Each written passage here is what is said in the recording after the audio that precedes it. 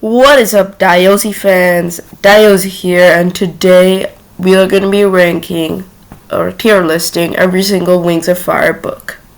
Let's go. So I'll be coughing, so there'll be like some time cuts, but let's get on with it.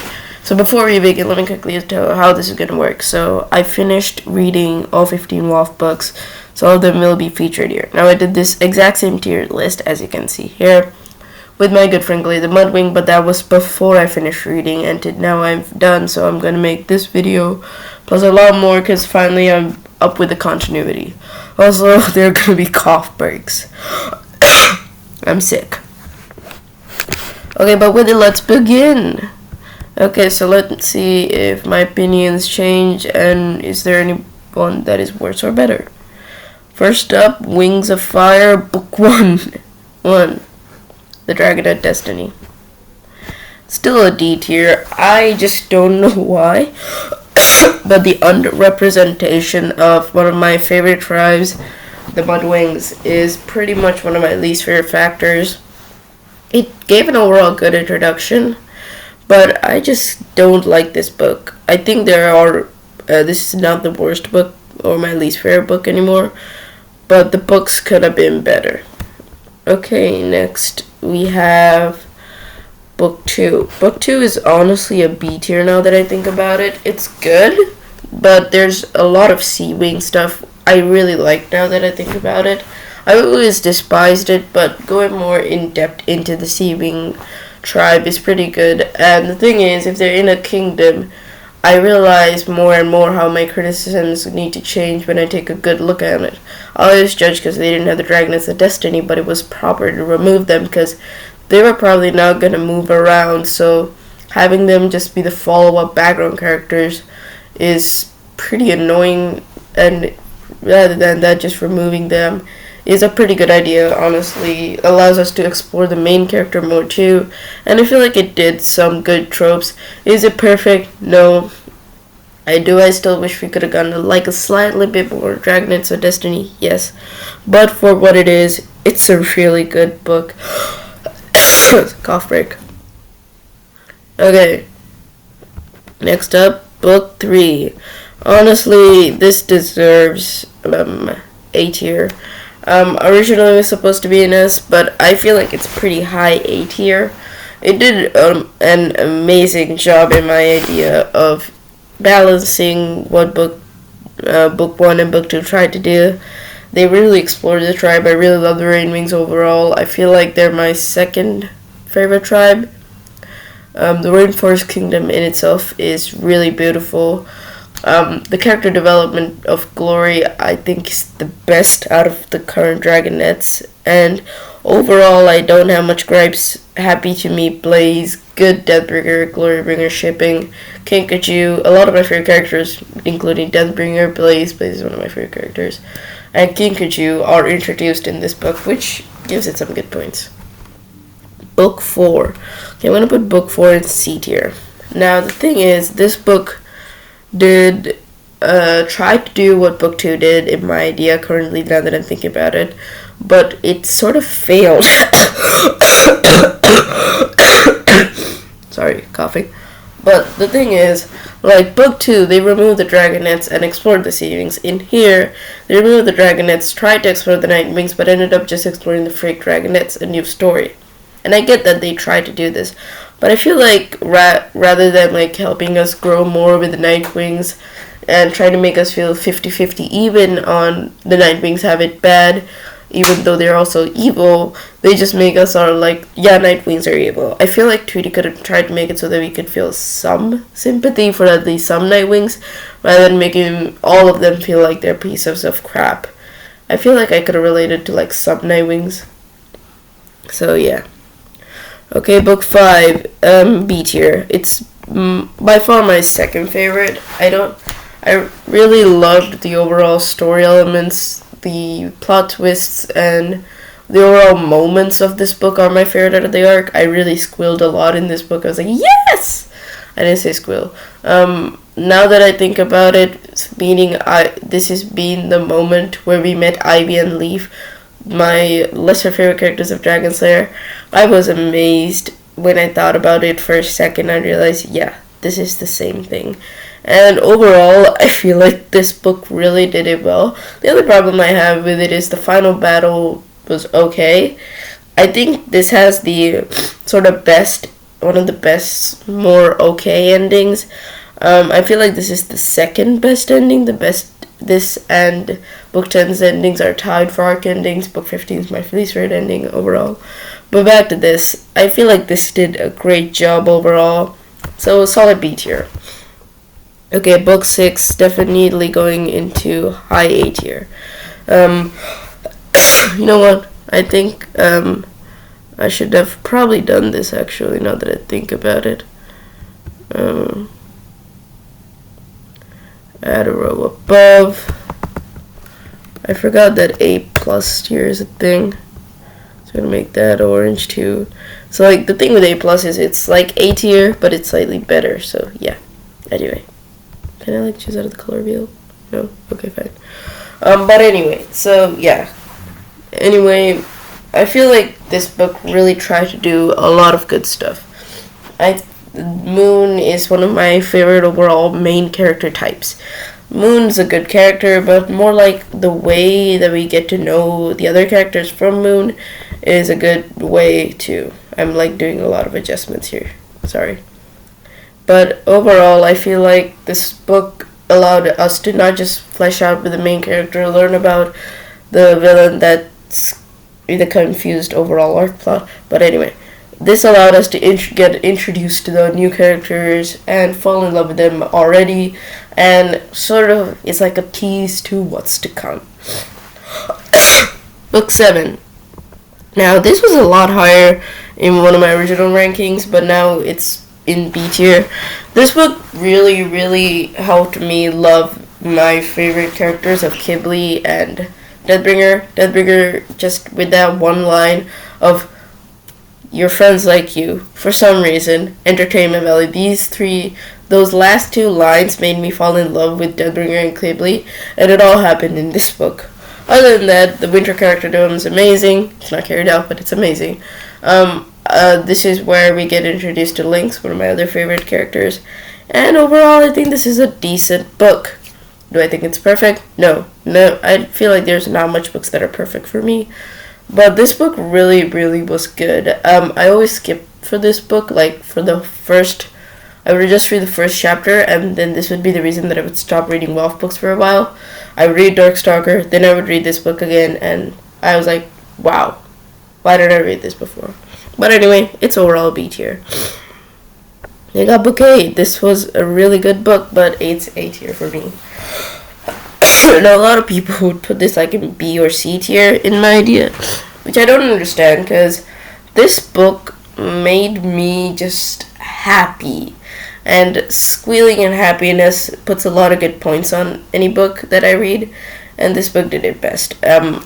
From Cliff, this gave us the most comedy that I loved. I mean, inherent comedy, like, she's scary. She should be the leader of the Nightwings. Like, that's good comedy that makes me laugh in my idea.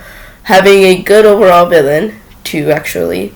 And having a good conclusion to one of the biggest characters that we were with since the first book. Scarlet was the first villain we were ever introduced to, if you didn't already realize that.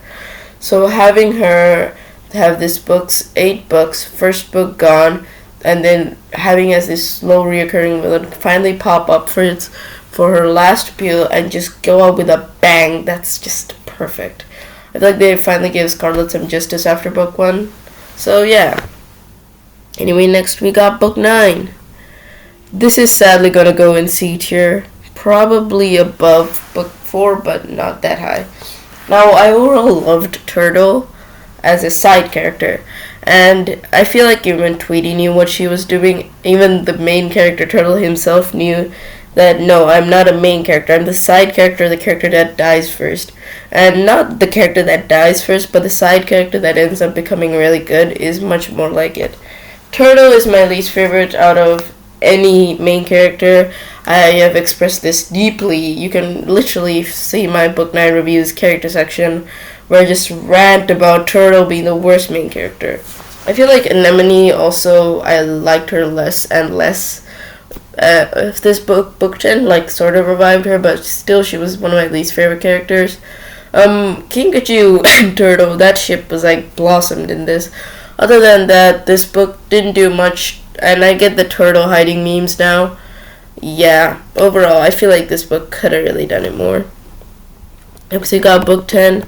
I've learned to appreciate this more. I really did not like this book, but the more I think about it, the more I realize, yeah, this is a long book, and 180 pages of character development for Ghibli is good. Was all this character development needed for the actual full plot story and a good conclusion? No. But the near ending part was important as I realized it. And while the Onyx plot was a big side plot that nobody needed, and we were just eking for Darkstalker, I feel like we shouldn't let one of our biggest wants for a conclusion on Darkstalker stop us from having a little break from this big bad, even though we had a big break. Because we just read a whole book about Darkstalker 2, actually, if you read Darkstalker Legends, and having this side quest be a good side quest in that fact, like a small break but still reminding us of what is to come, is a good idea to like slowly give us an ease before the big ending, which I still love. And I feel like I've learned to appreciate this book more. Okay, next we have book 11, the third C tier. Okay, so I loved this book, but like, sorry, for cough break. Fifth. So I think I have like a diaphragm issue where my stomach is like going into the top of my diaphragm. I'm gonna need surgery if that is the case. I hope it's not, but who knows. But anyway, back to book 11. I feel like this book really did it good. One of my with introducing the new world and giving us some light. World building wise, I think this book goes into A tier, but overall book wise, I feel like world building was the only thing the Lost Continent did, and overall character wise with development, Blue got development, but honestly, I feel like that development was sort of unnecessary. I relate myself to Blue, so yeah. But the thing is, like with the Lost Continent, Blue learned to be oppressed. He learned to be mad. He learned that he can be a person and that these people that are harming his type of dragons, that's not good. But these are basic character traits that any normal person should have. So having an abnormal character development is just not working for me. Overall, I still feel like this is a good book. Amazing with the world building, and the one thing I really want is that this book to be an official graphic novel. I'm really waiting for book 11 because these books, especially this one, I really just want to see the world building than just like read about it. I want to just see it. I want to see these hives. I feel like this content is where I really wish we could have gotten graphic novels first because the world building was just there and it's where I needed it the most. Okay, book 12. Now this is gonna go pretty high up in A tier. A lot of people thought this book was bad. The reason that it's going in A tier is because I just relate with Cricket too much. I'm a boy, by the way. But, like, the thing with Cricket is questions, and a lot of convoluted story that finally gets resolved, like, about Katydid and stuff. But Cricket just relating to me and me relating to Cricket, I bonded with Cricket more in the story. The overall convoluted family issues, everything just seemed right. I really loved Lady Jewel and Lady Scarab's overall story and everything. So yeah, and I feel like this book just made me feel good. I was at a family reunion and I was reading this book, and I overall fell in love with this because it's a good book. Okay, The Poison Jungle, A tier. Wait, why is it D tier? A tier. Okay, I really love this book. Sundew Willow. Dillo is a great ship. But other than that, I really loved Hazel as a character. I like Sundew. But that idea that you have to finally start taking risks, that's a good idea.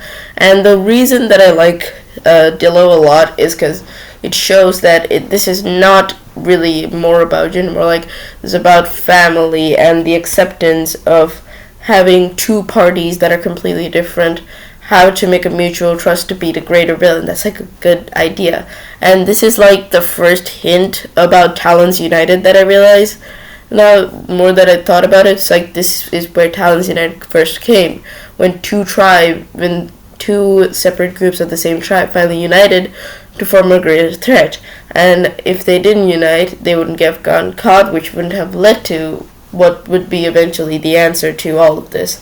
So eventually, yes, two groups that got together but still got defeated was the original way, and this is a good book. The Dangerous Gift. I feel like this is my least favorite book. I should probably delete haven't read, because I've read all of them. But the thing with book 14 is that I was like, yes, Snowfall near the end, like JMA. I really relate to JMA a lot. But the thing is, with book 14, near the ending, it got so amazing. The glacier, the opal, and the most of all, the specialty that is of Snowfall finally turning into a good character is good. But dealing with Snowfall's anxiety, and the fact is that if we read this as a separate book, I had a lot of friends. I had a friend or two, not a lot, but like two friends who saw me reading this book and was like, can I borrow it? And I was like, when I'm finished. I gave it to them and I was like, are you sure? There's like 13 more books that you should read to understand the continuity, and they were like, no need. And when they were done, they were like, this is one of the best books I've read. And I'm like, are you sure? Because this is the worst of the series. And they're like, really? I really like this book. So what I learned from that is that if you're going into this book as a person who has not experienced any of these characters like Hazel, Sundew, or anybody, you're going to probably like this book like my friend did. But as for me, and most readers who've experienced this book, known these characters a lot, seeing Snowfall go through this phase again, I feel like this book was made more for new readers than for the current readers, because you grow some annoyance to Snowfall because you know that these characters are good, which makes her much more annoying when she like badly pits them against each other. It was good. There was a good writing detail on trying to make us like them, but yeah. Anyway, book 15. It's not here, but it'll probably be here. So yeah, book 15 goes to A tier. You can probably see it. The reason is because, well, it's good. I feel like after page 170, it just got into boring mind zone where we were just with Freedom. Freedom is one of my favorite characters. She just is amazing. Overall, I feel like this book did a lot of justice to a lot of characters. Sorry, not a lot of justice. A lot of justice to the story of Pantala after what they did with The Dangerous Gift. I feel like my problem with this book is that, yes, we did like Freedom, but I would have also really liked an actual secret stealth theme mission with everybody rather than this. I feel like both versions are good. Would have been good. Like one version where we get this, and the other one where we actually get a secret stealth theme, and the breakup happens not literally near the beginning of the book, and happens more midway. I feel like that would have allowed us to get more oomph and more sadness when the team breaks up, so that we can get a much better, yeah, finally the team did work even though they were not with each other type of idea. So yeah. Legends Darkstalker. S tier. I mean, do I even have to talk about it? Yeah, this book really just is good. I really did, like, this is the first ever book in the whole wide world that made me cry. I feel like the main reason that I really fell in love with this book is because of how good the characters are. They just flesh out the characters, flesh out the world. This is one of the other books where I really want a graphic novel, actually. This and The Lost Continent, because The world building is just where you're like, we really just want to see what it was like, and it was beautiful, and I just wanted to know what it was like. I feel like the characters were the most fleshed out, and overall, the story of a turn of a good guy to a bad was good. I still promise I really like Darkstalker. Also, guys, if you're wondering, I did upload a Clear Sight PMV of My Little Dark Age, one of my favorite songs. You'll be probably able to check that out with this video, so go check that out. I really forgot about it. Yeah, but I feel like Darkstalker really fleshed out the story, gave us an emotional ending, an amazing beginning, and an overall good story. So it is an easy S tier. Dragon Slayer. I know, originally I had no idea where to put this book because I knew the characters in the other book, so I could probably guess where I would put it. But with this book, I had no idea. So when this book's gonna get A tier, actually no, B tier. Okay, so fine, C tier. I feel like this is right here. Okay, so hands down, this book should have been much shorter at the number 1 spot, but also, I feel like the problem I had with this book, and as you can see it spiraled down slowly as I think about it, is because other than the Ren bits, Ren and Sky, one of my favorite overall friendships, and a book that I like, was like, when are we gonna get to Ren, is where I was to get it. Leaf annoyed me for the most part, and his fake prescription of Ren. I really thought Ivy was mid. She wasn't amazing. She was good. But every time, I just wanted to explore Ren. And the thing is, like, I'm happy that in book 14 and 15 we got Ren. But this one, it just felt like... it just felt like... Really?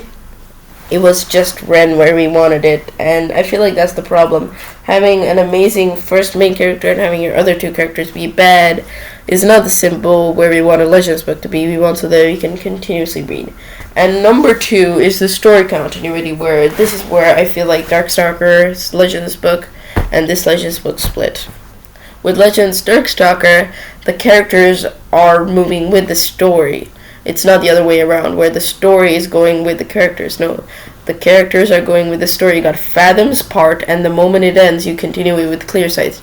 And this is a sort of way so that we can look at each other's perspectives, where you're like in the same... It's like playing a game. You play the game with 4 people, and it's shifting into each people's perspectives, but the game is still the same game, moving from each other.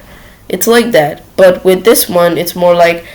They're at 3 separate places, and they don't meet each other until the very end, where it's just a problem. So, yeah. Okay, Winglets. Let's get on with this quickly. Probably Winglets Prisoners B tier. I didn't find it fond. I thought it was okay. Prisoners really just okay. I felt it was pretty boring, actually. Okay, Assassin gets an A tier. I really felt in love with this book. I feel like this is one of the greats of the novels. It did a good job. Now, Disorder, I feel bad because I really liked this book. This gets A tier too. Actually, like, Assassin is like here. Disorder was a good book where we got more backstory on Dune and Six Claws. I felt good about that. It felt like not needed backstory, but good backstory. And sadly, I put this much higher, but like this deserves like decent B tier. Runaway was a good book, but we knew it was a book that was about to fail. Getting Full Slayer Arctic was good. Snow Fox and Snowflake were also good, but other than that, this book just was okay. But guys, what was your rating of the Wings of Fire books? Put it down in the comments down below. Don't forget to hit the like button and subscribe. But that's Diozy going out.